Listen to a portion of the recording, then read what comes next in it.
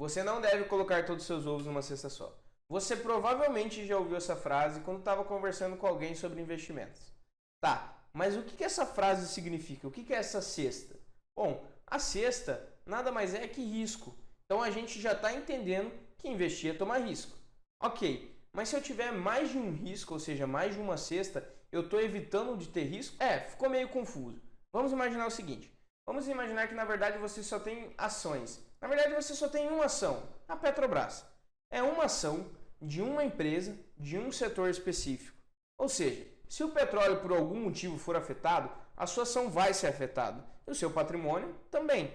Agora, se você tiver Banco do Brasil e Petrobras, você tem duas empresas de dois setores diferentes. Se o petróleo for afetado novamente, você tiver as mesmas proporções nas ações, somente 50% da sua carteira vai ser afetado, os outros 50% não. Qual é o objetivo disso? É simples.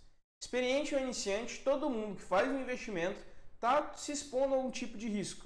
Simples, um risco simples, o risco de perder dinheiro. E quando a gente investe em mais de um tipo de risco, a gente quer simplesmente diminuir a probabilidade disso acontecer. Legal, né?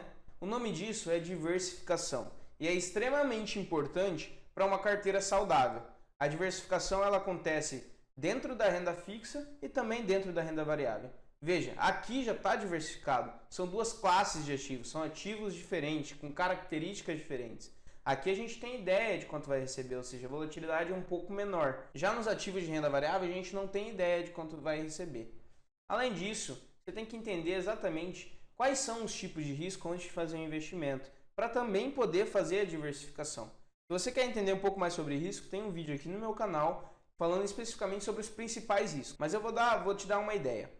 Aquele risco que eu falei no começo, ligado a setores das empresas, é o que chamamos de risco não sistemático.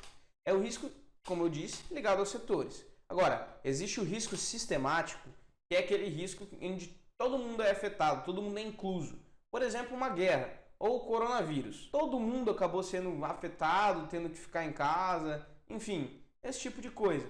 Então, no risco sistemático, dificilmente a diversificação vai blindar seu patrimônio, porque é uma coisa muito difícil. Agora, no risco não sistemático, é um dos mais simples de blindar. É só ter vários setores, vários segmentos e assim por diante.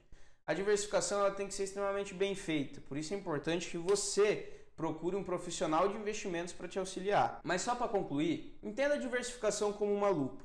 É você pegar desde o começo e ir funilando até o final, ou seja, dando o máximo de zoom para poder diversificar. Como assim? Você tem uma classe de ativos, renda fixa. Dentro da renda fixa você tem três tipos de remuneração: pré-fixados, pós-fixados e híbridos. Dentro deles você tem dois tipos de emissores, públicos e privados. Títulos públicos vão ser do governo, não existe outro título público a não ser do governo. Agora, em crédito privado você tem várias empresas que podem fazer emissões de renda fixa, crédito privado e de diferentes tipos, LCI, LCA, CRI, CRA, debêntures. Então você pega a lupa, vai funilando os riscos e diversificando os riscos. Faz um pouco de sentido, né? Bom, esse foi o vídeo de hoje. Se você quiser entender um pouco mais sobre riscos para poder fazer sua diversificação melhor, assista meu vídeo aqui no meu canal e se tiver alguma sugestão ou dúvida, deixe aqui nos comentários.